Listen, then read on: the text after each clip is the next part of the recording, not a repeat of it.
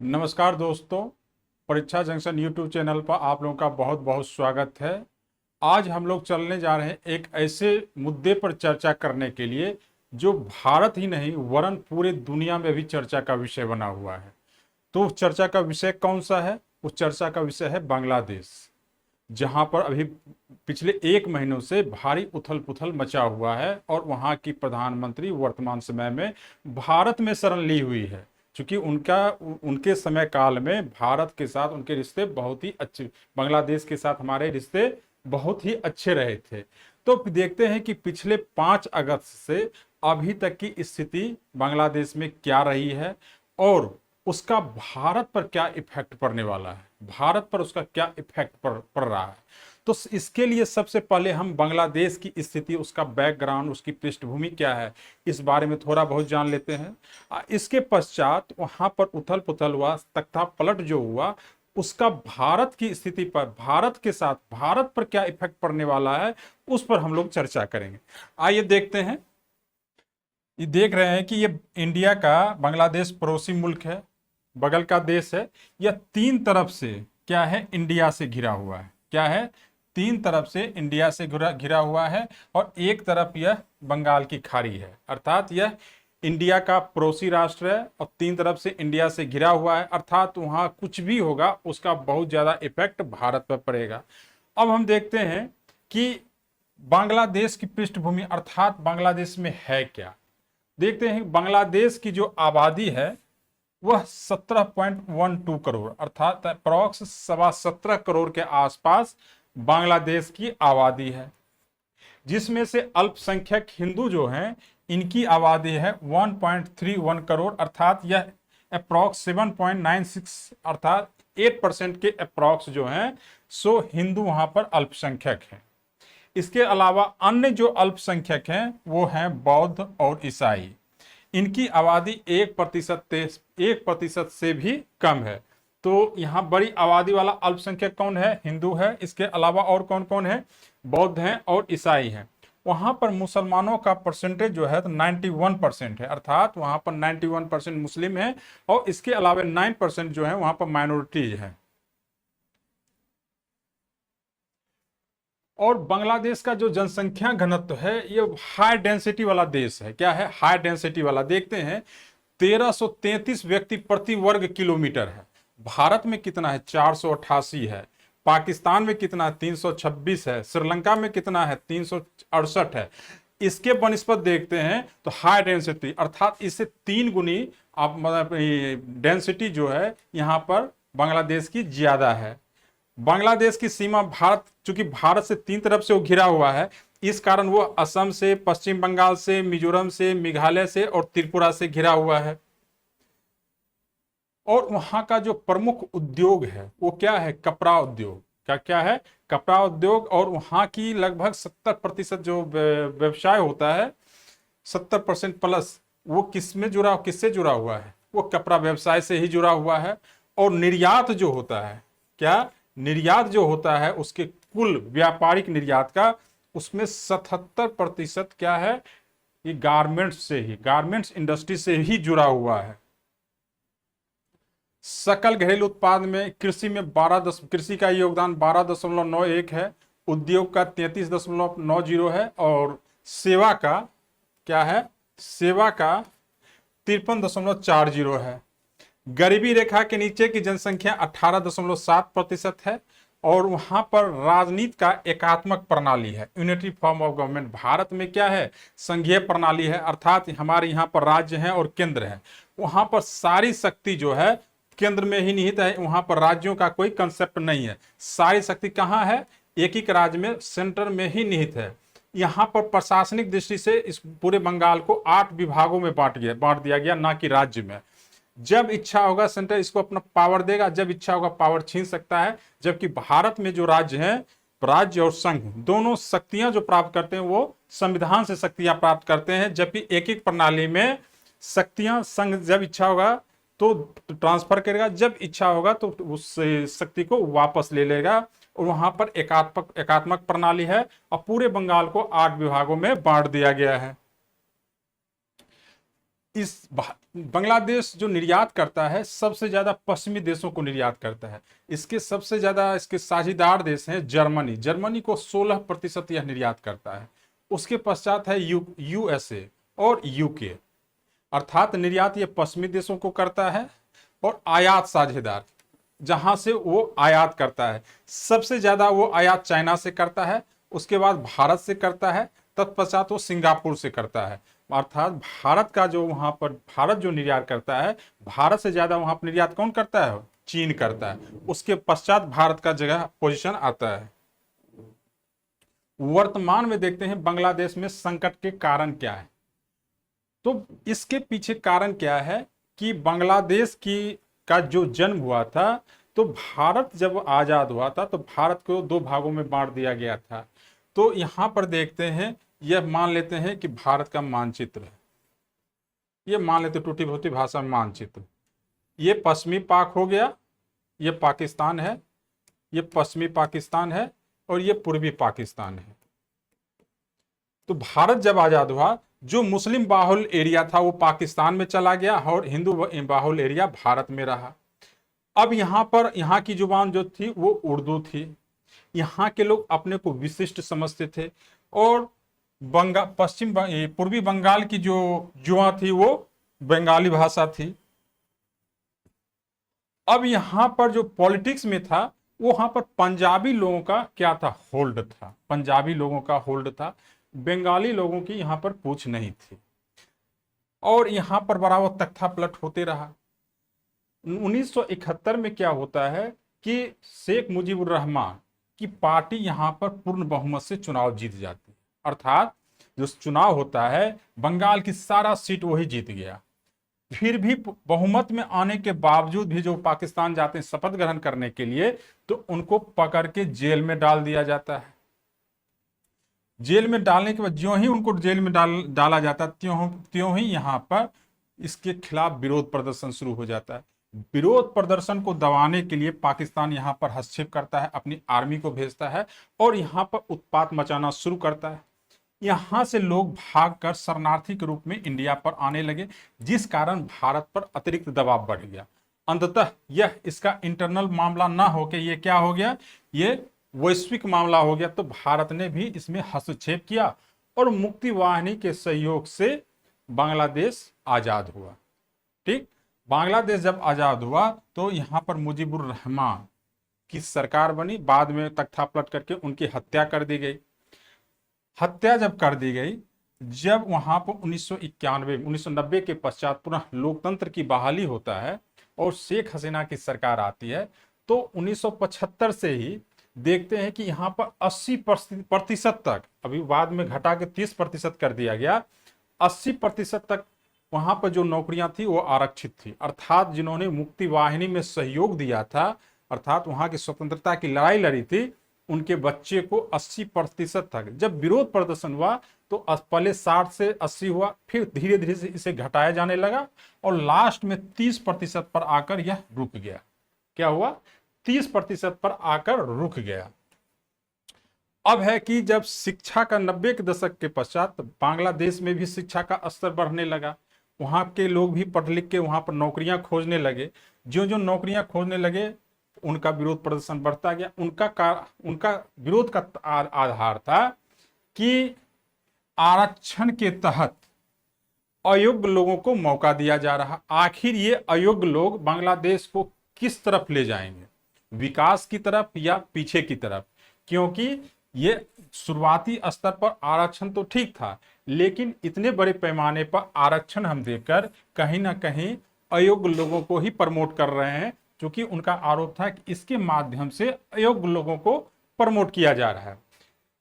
30% आरक्षण था जिन्होंने मुक्ति वाहिनी के साथ लड़ाई लड़ी थी। 10% वहां पर आरक्षण महिलाओं के लिए था, 10% वहां पर पिछड़ों लोगों के लिए, और पिछड़े वैसे जो भौगोलिक रूप से पिछड़ा एरिया है उनके लिए, आदिवासी और अल्पसंख्यकों के लिए 5% आरक्षण और दिव्यांग लोगों के लिए 1% आरक्षण।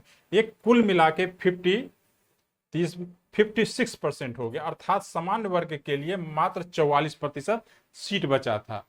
तो अयोग्य लोग, और दूसरी बात, इसके तहत उनका आरोप था कि इसके माध्यम से एक तो अल्पसंख्यक यहां पर भी फायदा ले रहे हैं और इसके तहत भी वो अल्पसंख्यकों को ही पुरस्कृत कर रही है, और दूसरी बात वो अपने जो उनके राजनीतिक समर्थक हैं इसके माध्यम से उन्हें पुरस्कृत कर रहे हैं।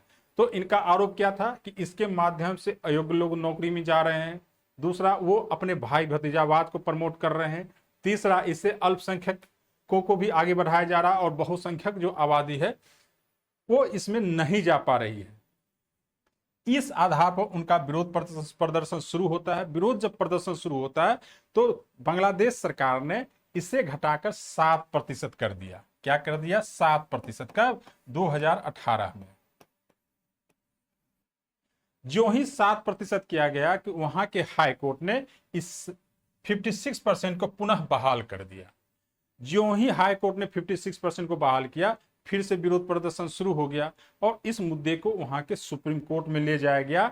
सुप्रीम कोर्ट ने जुलाई 2024 में पुनः इसे 7% कर दिया। क्या कर दिया? 7%। लेकिन सुप्रीम कोर्ट द्वारा जो निर्णय दिया गया था, निर्णय देते देते तब तक बहुत देर हो चुकी थी। अब बहुत देर हो जाने के कारण अर्थात वहां का जो मूवमेंट था उस पॉइंट तक पहुंच चुका था जहां से कंट्रोल नहीं किया जा सकता था। इस कारण इसमें देरी हुई। अब देखते हैं कि आरक्षण के खिलाफ 90 के दशक से ही विरोध था। ठीक, जनता विशेष रूप से छात्र समुदाय के दबाव में सरकार ने आरक्षण के अधिकांश रूपों को समाप्त कर दिया और 7% को ही बहाल रखा।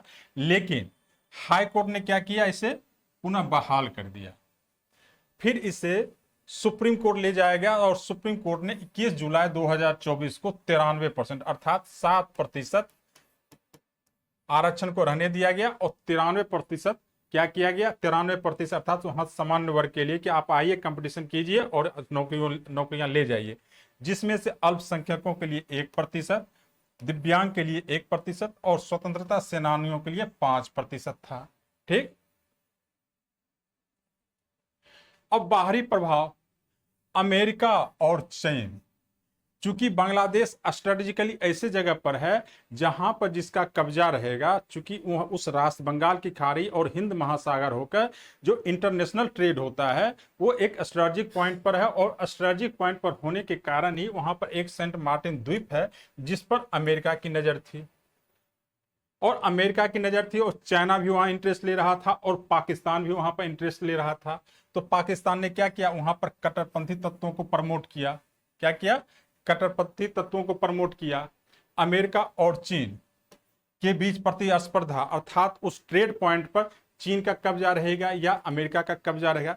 स्ट्रेटेजिक पॉइंट होने के कारण भी वो इंटरनेशनल लेवल पर क्या था? उस पर अमेरिका, चीन और पाकिस्तान का कहीं ना कहीं प्रभाव था, जिस कारण से कहीं ना कहीं ये जो मूवमेंट चला है उस मूवमेंट को बाह्य समर्थन भी मिलता रहा।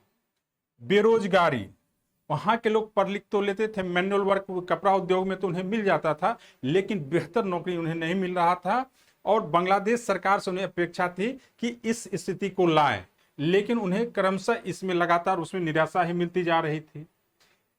तानाशाही, जब जब वो डिमांड करते थे तो लोकतांत्रिक सरकार जो होती है वो समानता पर आधारित होती है।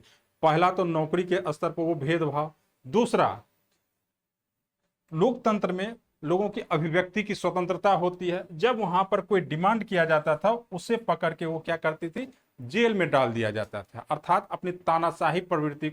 इससे लोगों में गुस्सा बढ़ता गया।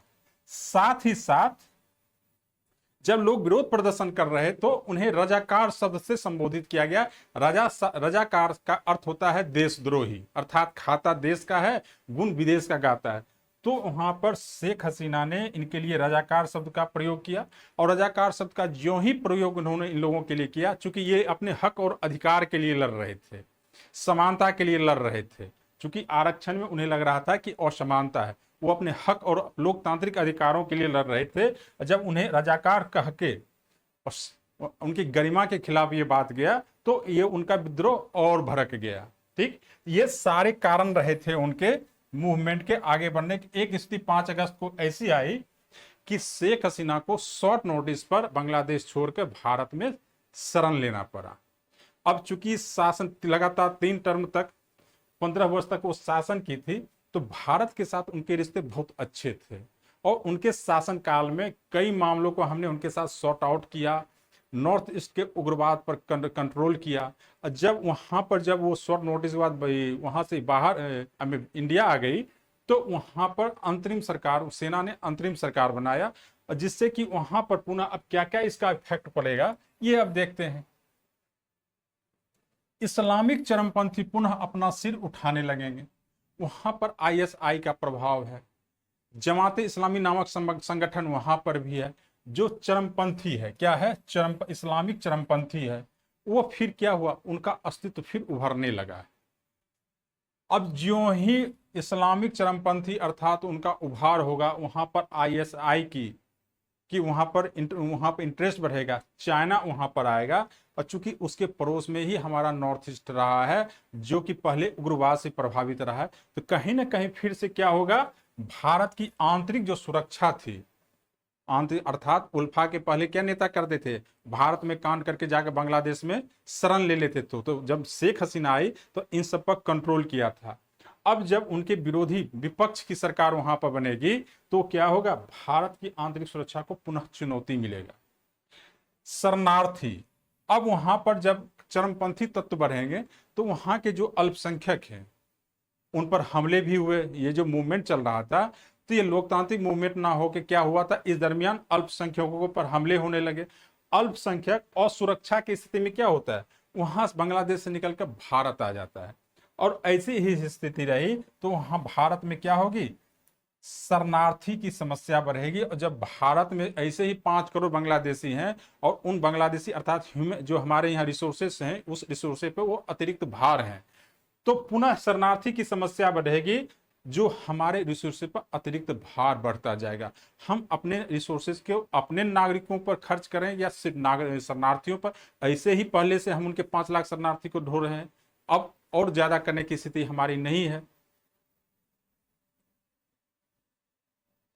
जाली नोट की समस्या, जाली नोट की समस्या अर्थव्यवस्था में अपना समानांतर व्यवस्था बना लेता है। और जाली नोट बांग्लादेश के रास्ते ये भारत के समक्ष जबरदस्त एक समस्या बनी थी, जो कि शेख हसीना के शासनकाल में इस पर रोक लगाई गई, इसको कंट्रोल किया गया। पुनः उनकी सत्ता न रहने पर या विरोधी की सरकार आने पर जाली नोट की समस्या पुनः भारत के समक्ष उठ खड़ी होगी, जो भारतीय अर्थव्यवस्था के लिए एक खतरा होगा। तस्करी की समस्या, और भारत ने बांग्लादेश में बहुत सारा निवेश किए हुए, भारत बांग्लादेश में बांग्लादेश के विकास में बहुत सारा अपना योगदान किए हुए, अपना निवेश किए हुए है। उस पर क्या होगा, उस पर अनिश्चितता की स्थिति बढ़ेगी। क्या होगा, उस पर अनिश्चितता की स्थिति बढ़ेगी। साथ ही बाहरी शक्ति अपना प्रभाव बढ़ाएगी, जैसे चीन और पाकिस्तान। चीन तो ऐसे ही लगा हुआ है। अगर चीन और पाकिस्तान इस क्षेत्र में अपना प्रभाव बढ़ाएगी, तो एशिया का शक्ति संतुलन क्या होगा, फिर बिगड़ेगा। एशिया का शक्ति संतुलन क्या होगा, फिर बिगड़ेगा। और ये दक्षिण एशिया है, एक तरह से क्या होगा कि हम शक्ति के लिए संघर्ष होने लगेगा।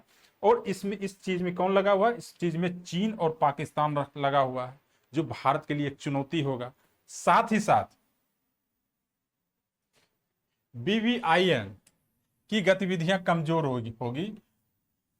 बांग्लादेश, भूटान, इंडिया, नेपाल के रास्ते मोटर व्हीकल जो समझौता किया गया था कि बाय रोड सबको आपस में हम जोड़ करके हम व्यापारिक गतिविधि को तेज करेंगे, जब वहां के साथ भारत के संबंध खटास भरे होंगे, तो क्या होगा, BVIN की गतिविधि कमजोर होगी, अर्थात ट्रेड कम होगा। से ट्रैक टू डिप्लोमेसी जो होगी वो कम हो पाएगी। तो धीरे धीरे क्या होगी, हमारी गतिविधि अर्थात वहां पर बाह्य हस्तक्षेप बढ़ेगा, बाहरी लोगों, चाइना का कब्जा बढ़ेगा, और भारत की स्थिति वहां पर कमजोर होगी। एक्ट ईस्ट पॉलिसी, माननीय प्रधानमंत्री नरेंद्र मोदी द्वारा जो लुक ईस्ट पॉलिसी को एक्ट ईस्ट पॉलिसी में बदला जा रहा था। और एक्ट ईस्ट पॉलिसी का जब हमारे नॉर्थ ईस्ट का विकास होगा, जब हमारा जुड़ा आसियान देशों के साथ होगा, तो क्या इसका इफेक्ट बांग्लादेश पर नहीं पड़ेगा। बांग्लादेश पर भी पड़ेगा। बांग्लादेश भी हमारे विकास की गति जैसे जो जो तेज होगी तो उसी साथ में बांग्लादेश के भी विकास की गति तेज होगी। अगर बांग्लादेश में स्थिति विकट होती है तो कहीं ना कहीं हमारी जो एक्ट ईस्ट पॉलिसी है इसमें भी क्या होगी, व्यवधान उत्पन्न होगा। तो यहाँ पर हम देखते हैं कि बांग्लादेश में जो संकट उत्पन्न हुआ है उस संकट के कारण कहीं ना कहीं भारत का फॉरेन पॉलिसी, भारत का इंटरनल जो सिक्योरिटी है ये इस पर भी इफेक्ट पड़ रहा है। परंतु देखते हैं कि शांत और समृद्ध पड़ोसी हमारे हित में है। तो जितना ज्यादा जल्दी से जल्दी हो सके बांग्लादेश में शांति बहाल हो, वहां पर लोकतंत्र की बहाली हो, जो कि भारत के हित में है, बाहरी लोगों का वहां पर हस्तक्षेप ना हो। इसीलिए कहा गया है कि सार्वजनिक जीवन में शुचिता, स्पष्टता, उदारता एवं सतर्कता परम आवश्यक है। अगर इस मामले में शेख हसीना सब कुछ रहते हुए सतर्क रहती, चीजों से अनजान नहीं बनी रहती, तो बांग्लादेश में ये स्थिति नहीं आती। साथ ही साथ उदार रहती, जो तानाशाही रवैया अपनाती थी, तानाशाही रवैया ना अपना के जो लोग विरोध करते थे, अपनी मांग करते थे, उनकी भी बातों को वो सुनती, तो निश्चित रूप से ये स्थिति आज नहीं आती। तो देखते हैं कि बांग्लादेश संकट से सिर्फ बांग्लादेश परेशान नहीं होगा, उनके अगल बगल के पड़ोसी अर्थात तीन तरफ से वो भारत से ही घिरा हुआ है। तो बांग्लादेश में अगर कुछ होता है तो इसका इफेक्ट कहीं ना कहीं भारत पर भी पड़ेगा और इसका निगेटिव इफेक्ट पड़ेगा। इसलिए जितना जल्द से जल्द हो बांग्लादेश में शांति बहाल हो, वहां पर हम अपेक्षा करें वहां पर लोकतंत्र की, वहां पर चुनाव हो और वहां पर पुनः लोकतंत्र की बहाली हो। आज की क्लास बस इतना ही, शेष अगले क्लास में। नमस्कार।